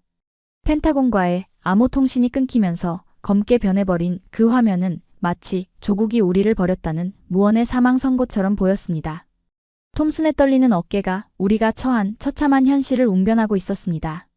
장군님, 들리십니까? 톰슨이 기어들어가는 목소리로 물었습니다. 들리는군. 저 역시 듣고 있었습니다. 두꺼운 방탄 유리와 방음벽을 뚫고 바닥을 타고 전해져 오는 그 기분 나쁜 진동을 말입니다. 우웅 우웅. 공장 정문 밖 어둠 속에 진을 친 중국 트럭 수십 대가 뿜어내는 엔진 공회전 소리였습니다. 그것은 단순한 소음이 아니었습니다. 포위된 성벽 밖에서 항복을 종용하며 북을 두드리는 적군의 심리전처럼 제 숨통을 서서히 조여오는 공포의 주파수였습니다. 저는 블라인드 틈새로 밖을 내다보았습니다. 칠흑 같은 어둠 속에서 번뜩이는 수십 개의 헤드라이트 불빛들. 마치 거대한 늑대 무리가 먹잇감을 노리며 눈을 번뜩이는 것 같았습니다. 국정원 요원들이 입구를 막고 있다고는 하나 그들의 저지선은 위태로워 보였습니다. 합법적인 거래와 현금 지급이라는 명분 앞에서 총구의 힘은 무력해질 수밖에 없으니까요. 여기서 끝이구나. 절망은 늪처럼 제 발목을 잡아 끌었습니다. 평생 팍스 아메리카나를 외치며 세계를 호령했던 제가 고작 돈 몇 푼 때문에 그리고 저의 오만한 판단 착오 때문에 적국에게 미군의 심장을 갖다 바치는 꼴이 되다니. 훗날 역사는 저를 어떻게 기록할까요? 동맹을 의심하다 나라를 팔아먹은 매국노? 아니면 변화를 읽지 못한 무능한 늙은이? 어느 쪽이든 상관없었습니다. 정말로 견딜 수 없는 고통은 제가 평생 믿어왔던 가치관이 이곳 평택의 지하 벙커에서 송두리째 부정당했다는 사실이었습니다. 힘이 정이다. 기술은 돈으로 사면 그만이다. 미국이 으름장을 놓으면 세계는 알아서 긴다. 하지만 그 모든 신념은 산산조각이 났습니다. 돈으로도 살 수 없는 기술이 있었고 미국의 협박에도 눈 하나 깜짝 않는 콧대 높은 사람들이 있었습니다. 저는 거울 속의 초라한 자신을 노려보며 자조했습니다. 토마스 밀러, 넌 틀렸어. 넌 처음부터 끝까지 오만하고 멍청했어. 그때였습니다. 끼익. VIP 대기실에 육중한 문이 열리는 소리가 정적을 깼습니다. 박 공장장이었습니다. 그의 손에는 두툼한 서류 뭉치가 들려 있었습니다. 저는 심장이 덜컥 내려앉는 것을 느꼈습니다. 올 것이 왔구나. 중국과의 계약서인가? 아니면 이제 방을 비우고 나가달라는 퇴거 명령서인가? 저는 애써 떨리는 손을 뒤로 감추며 최대한 담담한 표정을 지으려 노력했습니다. 결정. 내리셨습니까? 하지만 제 목소리는 이미 형편없이 갈라져 패배자의 비굴함을 숨기지 못하고 있었습니다. 박 공장장은 대답 없이 천천히 걸어와 제 맞은편 소파에 털썩 앉았습니다. 그리고 들고 온 서류 뭉치를 탁자 위에 툭 하고 무심하게 던졌습니다. 서류가 테이블 위에서 미끄러지며 제 앞에 멈춰 섰습니다. 표지에는 붉은색 펜으로 휘갈겨 쓴 메모가 보였습니다. 조건, 위약금 3배 플러스 기술진 전원, 상하이 고급 맨션 제공. 중국 쪽 로비스트 리 선생. 참 끈질기고 독한 양반이네. 박 공장장이 입맛을 쩝 다시며 말을 꺼냈습니다. 조건 보셨습니까? 현금 인수, 위약금 3배 대납, 거기에 우리 핵심 엔지니어 500명 전원에게 상하이 최고급 아파트와 미국 시민권에 준하는 혜택을 주겠답니다. 자녀 교육비 전액 지원까지. 그는 주머니에서 담배를 꺼내려다 이곳이 정밀 공정구역임을 깨닫고는 빈 손가락만 만지작거렸습니다. 솔직히 말해서 장사꾼 입장에서 보면 이건 거절하면 미친놈 소리 듣는 제안입니다. 로또나 다름없죠. 지금 당장 도장 찍고 짐 싸서 나가면 우리 직원들 3대가 떵떵거리고 살 수 있는 액수니까요. 저는 고개를 떨구었습니다. 더 이상 할 말이 없었습니다. 자본주의 논리로 보나 현실적인 이익으로 보나 한국이 중국을 선택하는 것은 당연한 귀결이었습니다. 제가 한국인이라도 부도 직전에 미국보다는 현금을 든 중국을 택했을 테니까요. 이해합니다. 박 공장장. 저는 체념한 듯 낮은 목소리로 대답했습니다. 당신들은 기업이니까 이익을 쫓는 게 정이겠죠. 그동안 신뢰가 많았습니다. 톰슨, 짐 챙겨. 저는 부관에게 눈짓했습니다. 쫓겨나는 마당의 마지막 뒷모습이라도 군인다워야 한다는 알량한 자존심 때문이었죠. 그런데 말입니다. 짐을 싸려는 찰나 박 공장장의 입에서 전혀 예상치 못한 말이 튀어나왔습니다. 그런데 장군님, 제가 왜 아직도 저 서류에 도장을 안 찍고 굳이 여기까지 와서 당신의 그 늙고 지친 얼굴을 보고 있는지 아십니까? 저는 멈칫하며 그를 쳐다보았습니다. 그의 눈은 깊고 고요했습니다. 마치 태풍의 눈처럼 모든 것을 꿰뚫어보는 듯한 눈빛이었습니다. 그는 안주머니에서 무언가를 천천히 꺼냈습니다. 그것은 계약서도 계산기도 아니었습니다. 아주 낡고 가죽 표지가 다 벗겨져 너덜너덜해진 작은 수첩이었습니다. 손때가 묻어 시커멓게 변한 모서리, 땀과 기름에 절어버린 종이 질감. 그것은 단순한 물건이 아니라 누군가의 세월 그 자체였습니다. 박 공장장은 거친 손가락으로 수첩을 조심스럽게 어루만지며 마치 독백하듯 입을 열었습니다. 1950년 12월이었습니다. 함경남도 개마고원. 영하 40도의 혹한이 몰아치던 장진호 전투. 들어보셨습니까? 갑작스러운 옛날 이야기에 저는 당황했지만 그의 분위기가 너무나 엄숙해 감히 끼어들 수가 없었습니다. 제 아버지는 그때 17살이었습니다. 군인도 아니었고 그저 미군들 짐을 날려주던 피란민 지객군이었죠. 중공군 12만 명이 개미떼처럼 밀려오고 미 해병 1사단이 포위당해 전멸 직전이었던 그 지옥 같은 상황에서 아버지는 미군들이 버리고 간 꽁꽁 언 콩 통조림을 주워 먹으며 버티셨답니다. 박 공장장은 수첩을 펼쳤습니다. 그 안에는 누렇게 바랜 흑백 사진 한 장이 꽂혀 있었습니다.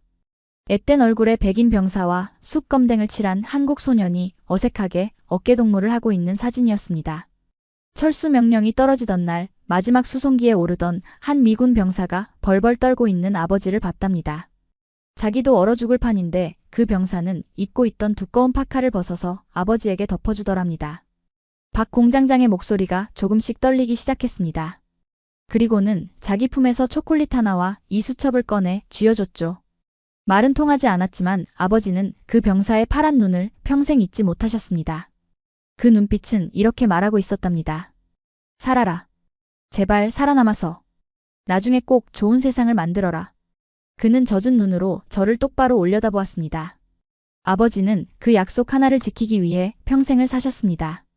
전쟁이 끝나고 폐허가 된 땅에서 미국 놈들한테 얻어먹은 초콜릿 값은 갚아야 한다며 기름밥을 먹고 쇳가루를 마시며 이 공장의 기초를 닦으셨습니다. 저 밖에서 밤새우는 엔지니어들, 다 그런 아버지들의 아들, 손자들입니다. 쿠궁. 마치 거대한 망치로 머리를 얻어맞은 듯한 충격이었습니다. 우리가 그저 전략적 요충지로만 여겼던 이 나라. 우리가 원조해줬다고 생색내던 이 나라. 하지만 그들은 그 원조를 공짜 점심이 아닌 빚으로 생각하고 있었습니다. 그리고 70년이라는 긴 세월 동안 뼈를 깎고 살을 발라내는 노력으로 그 빚을 갚을 준비를 해오고 있었던 것입니다. 박 공장장은 수첩을 탁자 위에 내려놓으며 단호하게 말했습니다. 장군님, 중국 돈 좋습니다. 금괴 5톤 탐납니다. 하지만 그 돈에는 의리가 없습니다. 리 선생이 가져온 금괴는 차갑지만 70년 전 당신네 선배들이 보여준 그 손길은 뜨거웠습니다. 그는 자리에서 천천히 일어났습니다. 저는 장사꾼이지만 아버지가 남긴 유언은 지켜야겠습니다. 은혜는 갚되 자존심은 팔지 마라. 그는 저를 향해 손을 내밀었습니다. 악수를 청하는 것이 아니었습니다. 밖으로 나가보라는 손짓이었습니다. 기회를 드리겠습니다. 나가서 증명하십시오. 당신들이 비록 돈 없는 빈털터리가 되었을지라도 여전히 우리가 믿고 등을 맡길 수 있는 친구라는 것을요. 저 밖에 있는 중국 놈들 앞에서 당신 어깨에 달린 그 별 4개가 부끄럽지 않다는 걸 증명해 보이십시오. 가슴 깊은 곳에서 뜨거운 것이 울컥 치솟았습니다. 그것은 부끄러움이 아니었습니다. 전율이었습니다. 이 투박한 한국 노인은 지금 제게 돈이 아닌 영혼의 값을 묻고 있었습니다. 미국이 가진 달러가 아니라 미국이 지켜왔던 가치, 자유, 동맹, 신의. 그것이 아직 당신들 가슴 속에 살아있는지 묻고 있는 것입니다. 저는 알 수 있었습니다. 이것이 신이 제게 허락한 마지막 구원의 기회라는 것을. 저는 자리에서 벌떡 일어났습니다. 무릎의 통증도 미래에 대한 불안도 씻은 듯이 사라졌습니다. 제 머릿속에는 오직 하나, 군인으로서 완수해야 할 마지막 임무만이 남았습니다. 저는 책상 위에 놓인 군모를 집어들어 머리에 썼습니다. 챙을 잡고 각을 맞추는 제 손길에는 더 이상 망설임이 없었습니다. 그리고 박 공장장을 향해 군 생활 40년 중 가장 절도 있고 경건한 동작으로 경례를 붙였습니다. 고맙습니다, 선생님. 박 공장장은 대답 대신 씩 웃으며 고개를 끄덕였습니다. 그 미소는 100만 불짜리 계약서보다 더 든든했습니다. 가시죠, 장군님. 쇼타임입니다. 저는 톰슨을 돌아보았습니다. 구석에 처박혀 있던 녀석이 어느새 눈물을 닦고 벌떡 일어나 있었습니다. 녀석의 눈에도 다시 생기가 돌고 있었습니다. 톰슨, 문 열어. 알겠습니다, 사령관님. 쿠웅. 육중한 유리문이 열리고 저는 벙커의 차가운 공기를 폐부 깊숙이 들이마셨습니다. 그 공기에서는 더 이상 패배의 냄새가 나지 않았습니다. 대신 기름 냄새와 땀 냄새 그리고 뜨거운 열기가 느껴졌습니다. 이제 결전의 시간입니다. 돈 가방을 든 자와 명예를 건 자. 그리고 그 사이에서 70년의 약속을 기억하는 자. 이 드라마의 끝을 맺으러 저는 당당히 걸어나갔습니다. 저벅. 지하 벙커의 긴 회색 복도를 지나 지상으로 향하는 동안 제 귓가에는 오직 제 구둣발 소리만이 울렸습니다. 심장 박동은 기이할 정도로 차분했습니다. 톰슨 소령이 뒤따라오며 거친 숨을 몰아쉬었지만 저는 뒤를 돌아보지 않았습니다. 이제 제게는 말보다는 행동이, 변명보다는 증명이 필요한 시간이었으니까요. 마침내 정문의 육중한 차단벽이 열리고 차가운 새벽 공기가 제 얼굴을 때렸습니다. 그곳은 마치 영화의 한 장면 같았습니다. 수십 대의 트럭에서 뿜어져 나오는 헤드라이트 불빛이 눈을 뜰 수 없을 정도로 강렬하게 쏟아지고 있었고 그 불빛의 장막 앞에는 검은 양복을 입은 남자 하나가 오만하게 서 있었습니다. 리. 중국 상무부의 비공식 해결사이자 자본으로 국경을 지워버리는 아시아 최고의 로비스트. 그는 최고급 이탈리아 정장을 입고 보란듯이 열어젖힌 트럭 화물칸 옆에 기대어 시가를 태우고 있었습니다. 그 화물칸 안에는 둔탁한 황금빛을 내뿜는 금괴 상자들이 층층이 쌓여 있었죠. 달러가 휴지 조각이 된 이 난세에 그 누구도 거부할 수 없는 절대 권력의 상징이었습니다. 저를 발견한 리가 여유로운 미소를 지으며 다가왔습니다. 오, 이게 누구십니까? 미 합중국의 영웅 밀러 장군님 아니십니까? 그의 말투는 정중했지만 눈빛은 명백히 저를 조롱하고 있었습니다. 그는 연기를 제 쪽으로 후 하고 내뿜으며 말을 이었죠. 빈손이시네요? 하긴 펜타곤 전산망이 마비됐다면서요? 안타깝습니다. 전쟁도 비즈니스도 결국 총알이 있어야 하는 법인데. 그는 제 어깨에 계급장을 힐끔 보더니 혀를 찼습니다. 별이 4개나 되시는데? 기름값도 없어서야 원. 비켜주시죠. 우리는 현찰 거래라 바쁩니다. 그의 논리는 단순하고 강력했습니다. 돈 없는 손님은 꺼져라. 자본주의 사회에서 이보다 완벽한 명분은 없었겠죠. 주변의 중국 용역들이 낄낄거리며 분위기를 잡았습니다. 국정원 요원들조차 물리적 충돌 없이는 그들을 막을 법적 명분이 부족해 주춤하고 있는 상황이었습니다. 하지만 저는 물러서지 않았습니다. 오히려 한 걸음 더 그에게 다가갔습니다. 그리고 아주 낮고 건조한 목소리로 물었습니다. 리 선생. 자네 말이 맞네. 자본주의 사회에서 돈은 최고의 무기지. 그런데 하나만 묻세. 자네 그 반도체를 사서 어디다 쓸 건가? 리는 코웃음을 쳤습니다. 당연한 거 아닙니까? 우리 랴오닝함 레이더 교체하고 차세대 미사일 유도 장치에 박아 넣어야죠. 당신네들이 쓰려던 거 우리가 더 잘 써주겠습니다. 그렇군. 저는 고개를 끄덕이며 톰슨에게 손짓했습니다. 톰슨이 제 가방에서 태블릿 PC 하나를 꺼내 건넸습니다. 저는 화면을 켜고 리의 눈앞에 들이밀었습니다. 그것은 복잡한 회로도가 그려진 설계 도면이었습니다. 하지만 리가 모르는 것이 하나 있었습니다. 자네는 하드웨어만 샀지 영혼은 사지 못했어. 뭐라고요? 리의 미간이 처음으로 찌푸려졌습니다. 이 반도체 설계 기반이 어디 것인지는 알고 왔나? 10년 전 미 국방부와 한국과학기술원이 공동 개발한 한미상호 운용성 코드가 베이스야. 쉽게 말해 이 칩은 태생부터가 연합군이란 말일세. 저는 태블릿의 화면을 터치했습니다. 그러자 붉은색 경고창이 뜨며 시스템 잠금 활성화 작동 불능 상태라는 문구가 번쩍였습니다. 이 칩에는 킬 스위치가 심겨있네. 미군 전술 통제 시스템과 연결되지 않은 상태에서 전원을 넣으면 그 즉시 칩 내부의 회로가 물리적으로 타버리도록 설계되어 있지. 자네가 그 금괴 5톤을 주고 산 건 세상에서 가장 비싼 실리콘 벽돌일 뿐이야. 리의 얼굴에서 여유가 사라졌습니다. 그는 당황한 듯 뒤에 있던 기술 자문관을 쳐다봤지만 자문관 역시 사색이 되어 고개를 저을 뿐이었습니다.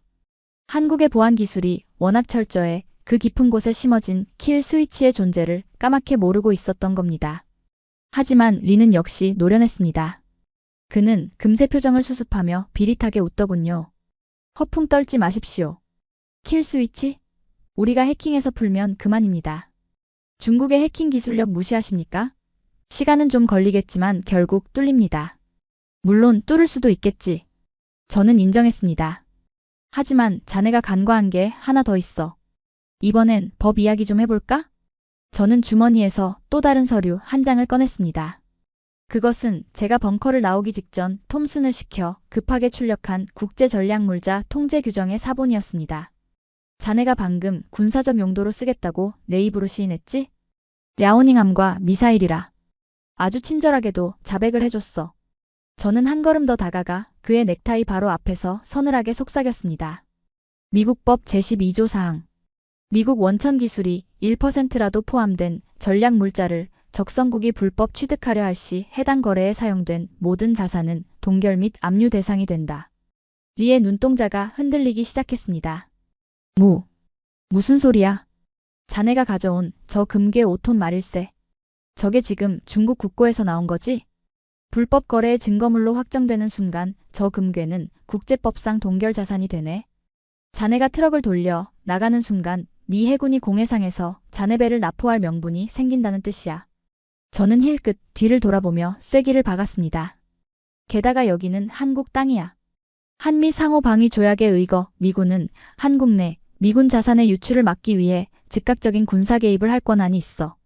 자네 지금 비즈니스를 하러 온 게 아니라 전쟁을 선포하러 온 꼴이 된 거야. 완벽한 논리적 패배였습니다. 기술적으로는 고철을 사는 꼴이고 법적으로는 금괴를 헌납하는 꼴이며 군사적으로는 전쟁의 빌미를 제공하는 상황. 돈이면 다 된다고 믿었던 그에게 돈으로는 절대 넘을 수 없는 안보의 벽을 실감케 해준 것입니다. 리의 얼굴이 흑빛으로 변했습니다. 쥐고 있던 시가가 바닥으로 떨어졌습니다. 이 미친 늙은이가 블러핑이지? 다 거짓말이지? 그가 악을 쓰며 박 공장장을 쳐다봤습니다. 박 공장장. 이 사람 말이 사실이요? 킬 스위치가 있어? 모든 시선이 박 공장장에게 쏠렸습니다. 그는 여전히 뒷짐을 진 채 무표정한 얼굴로 서 있었습니다. 침묵이 흘렀습니다. 그 짧은 침묵이 영겁처럼 느껴졌습니다. 박 공장장이 천천히 입을 열었습니다. 글쎄요. 킬 스위치가 있는지 없는지는 저도 모릅니다. 리의 표정이 환해졌습니다. 그럼 그렇지. 하지만 박 공장장의 다음 말이 리의 희망을 짓밟아버렸습니다. 하지만 한 가지는 확실하죠. 우리는 고객의 허락 없이는 물건을 팔지 않는다는 것. 박 공장장은 천천히 걸어와 제 옆에 섰습니다. 그리고 저를 보며 눈을 찡긋했습니다. 그리고 우리 공장의 진짜 고객은 돈 많은 사람이 아니라 우리를 믿어주는 사람입니다. 맞습니까, 장군님? 그것은 확인 사살이었습니다. 리는 부들부들 떨더니 쥐고 있던 서류 가방을 바닥에 내동댕이 쳤습니다. 젠장. 철수해. 당장 차 돌려. 그는 알았습니다. 더 이상 버텨봤자 망신만 당하고 자칫하면 금괴까지 뺏길 수 있다는 것을. 똑똑한 악당일수록 손절매가 빠른 법이니까요. 중국 트럭들이 신경질적으로 경적을 울리며 후진하기 시작했습니다. 그 거만한 헤드라이트 불빛이 하나둘씩 사라지고 다시 어둠과 고요가 찾아왔습니다. 완벽한 승리였습니다. 총 한 방 쏘지 않고 오직 원칙과 명분으로 거둔 승리였습니다. 저는 긴장이 풀리며 다리가 후들거리는 것을 느꼈습니다. 하지만 쓰러질 수는 없었습니다. 아직 해야 할 가장 중요한 일이 남아 있었으니까요. 저는 옷매무새를 다시 한번 가다듬고 박 공장장을 향해 돌아섰습니다. 그는 낡은 작업복 차림으로 밤새 고생한 탓에 눈이 퀭했지만 제 눈에는 그 어떤 왕보다 위험 있어 보였습니다. 저는 톰슨 소령과 국정원 요원들 그리고 막 퇴근하려던 한국 엔지니어들이 지켜보는 가운데 차렷 자세를 취했습니다. 척! 군화 뒤축이 부딪히는 소리가 새벽 공기를 갈랐습니다. 저는 오른손을 들어 눈썹 끝에 칼같이 붙였습니다. 미군 사성 장군이 일개 하청업체 공장장에게 바치는 경례. 그것은 단순한 인사가 아니었습니다. 당신들의 기술에 대한 존경, 당신들의 아버지들이 지켜온 약속에 대한 감사, 그리고 우리가 잊고 있었던 동맹의 가치에 대한 사죄를 담은 제 인생 가장 무거운 경례였습니다. 우리를 구해주셔서 감사합니다. 제 목소리는 떨리고 있었습니다. 박 공장장은 잠시 멍하니 저를 바라보다가 쑥스러운 듯 코를 쓱 문질렀습니다. 그러고는 씩 웃으며 투박한 손으로 마주 거수 경례를 했습니다. 각은 엉망이었고 손엔 기름때가 묻어 있었지만 세상 그 어떤 경례보다 아름다웠습니다. 별 말씀을요. 밥값은 해야죠. 그의 무심한 한마디에 주변에 있던 엔지니어들이 환호성을 지르며 모자를 던졌습니다. 톰슨 소령도 눈물을 훔치며 박수를 쳤습니다. 저는 그제야 앤더슨 국장이나 펜타곤 따위는 아무래도 좋다고 생각했습니다. 제가 지켜야 할 것은 제 계급장이 아니라 바로 이 뜨거운 전우회였다는 것을 깨달았으니까요. 동트기 전 가장 어두운 새벽, 평택의 하늘 위로 붉은 태양이 떠오르고 있었습니다. 그 빛은 마치 이제 막 시작될 대한민국의 위대한 시대를 예고하는 서광처럼 보였습니다. 떠오르는 태양은 평택의 하늘을 붉게 물들이고 있었습니다. 그 강렬한 아침 햇살은 밤새 우리를 짓눌렀던 어둠과 공포 그리고 패배감을 씻어내듯 벙커의 회색 콘크리트 벽을 따스하게 감싸 안았습니다. 중국 트럭들이 남기고 간 타이어 자국만이 지난밤에 긴박했던 대치를 증명하고 있을 뿐 공장은 언제 그랬냐는 듯 다시 거대한 심장 박동을 시작했습니다. 웅웅 웅웅. 지하 50m 아래서 울려 퍼지는 그 규칙적인 진동. 그것은 기계가 내는 소음이 아니었습니다. 대한민국이라는 나라가 살아 숨쉬고 있다는 그 어떤 외풍에도 멈추지 않겠다는 숭고한 생존의 찬가였습니다. 저는 박 공장장과 짧은 작별 인사를 나누었습니다. 긴 말은 필요 없었습니다. 그가 내민 투박한 손을 맞잡았을 때 저는 느낄 수 있었습니다. 굳은 살이 박히다 못해 갈라진 그의 손바닥. 그 거친 감촉이야말로 제가 펜타곤의 푹신한 소파에 앉아 잊고 지냈던 노동의 신성함 그리고 기술의 무게였습니다. 건강하십시오, 장군님. 그리고 가끔은 쌍화탕도 좀 드시고. 그의 농담에 우리는 서로 마주보고 껄껄 웃었습니다. 처음 만났을 때의 냉랭함은 온데간데 없고 마치 오랜 전우와 헤어지는 듯한 뭉클함이 가슴을 채웠습니다. 귀국하는 비행기 안에서 저는 창밖으로 멀어지는 한반도의 지형을 내려다보았습니다. 불과 며칠 전만 해도 제게 저 땅은 그저 불안한 휴전국가 미국의 보호가 필요한 작은 동맹에 불과했습니다. 하지만 지금 구름 사이로 언뜻 보이는 저 좁은 땅덩어리가 더 이상 작게 느껴지지 않았습니다. 저 작은 땅의 지하 깊은 곳에서 수만 명의 엔지니어들이 밤을 지새우며 전 세계의 안보를 지탱하고 있습니다. 그들이 깎아낸 1나노미터의 반도체가 거대한 항공모함을 움직이고 우주를 항해하는 위성의 눈이 됩니다. 거인은 미국이 아니었습니다. 보이지 않는 곳에서 묵묵히 세계를 떠받치고 있는 저들이야말로 진정한 거인이었습니다. 그리고 오늘 아침 저는 워싱턴 펜타곤의 제 집무실로 돌아왔습니다. 창밖에는 여전히 성조기가 펄럭이고 있고 복도에서는 장교들이 바쁘게 오가고 있습니다. 겉보기엔 모든 것이 평화로운 일상으로 돌아온 듯합니다. 하지만 제 책상 위에는 이제 앤더슨 국장이 가져다 주던 효율성 보고서 대신 평택에서 가져온 낡은 웨이퍼 조각 하나가 놓여 있습니다. 저는 만년필을 들어 국방부 장관과 대통령에게 보고할 최종 리포트의 마지막 문장을 작성하기 시작했습니다. 존경하는 대통령님, 우리는 그동안 신이 무조건 미국의 편이라고 믿어왔습니다. 우리의 달러가, 우리의 무기가 영원할 것이라 자만했습니다. 하지만 이번 사태를 겪으며 저는 깨달았습니다. 신은 강대국의 편도 부자의 편도 아닙니다. 신은 오직 피와 땀을 흘리며 치열하게 노력하는 자의 편이라는 사실을 말입니다. 저는 잠시 펜을 멈추고 벽에 걸린 세계 지도를 바라보았습니다. 태평양 건너 아주 작게 표시된 대한민국. 누군가는 그곳을 지정학적 리스크라 부르고 누군가는 기적의 나라라 부릅니다. 하지만 이제 제게 그곳은 다른 이름으로 불릴 것입니다. 심장. 멈추지 않는 심장. 우리가 잠든 사이에도, 우리가 방심한 사이에도 그들은 끊임없이 피를 돌게 하고 산소를 공급하며 이 자유진영을 살아가게 만들고 있었습니다. 저는 보고서의 맨 아래 제 서명 옆에 이렇게 적어 넣었습니다. 미국의 심장은 평택에서 뛰고 있다. 우리는 더 이상 그들을 가르치려 들지 말고 그들에게서 배워야 한다. 이것이 오만했던 사성 장군 토마스 밀러가 대한민국에게 바치는 뒤늦지만 진심 어린 반성문이자 헌사입니다. 오늘 이야기는 보이지 않는 곳에서 묵묵히 나라를 지탱해온 우리 아버지들의 피와 땀, 그 위대한 승리의 기록입니다. 돈과 힘의 논리도 우리의 도끼 앞에선 무릎 꿇었습니다. 대한민국은 작지만 그 누구도 함부로 할 수 없는 가장 강한 나라입니다. 가슴 벅찬 자부심을 느끼셨다면 지금 바로 구독과 좋아요로 대한민국을 응원해 주십시오. 여러분의 그 마음을 모아 더 뜨거운 소식으로 찾아오겠습니다. 시청해 주셔서 감사합니다.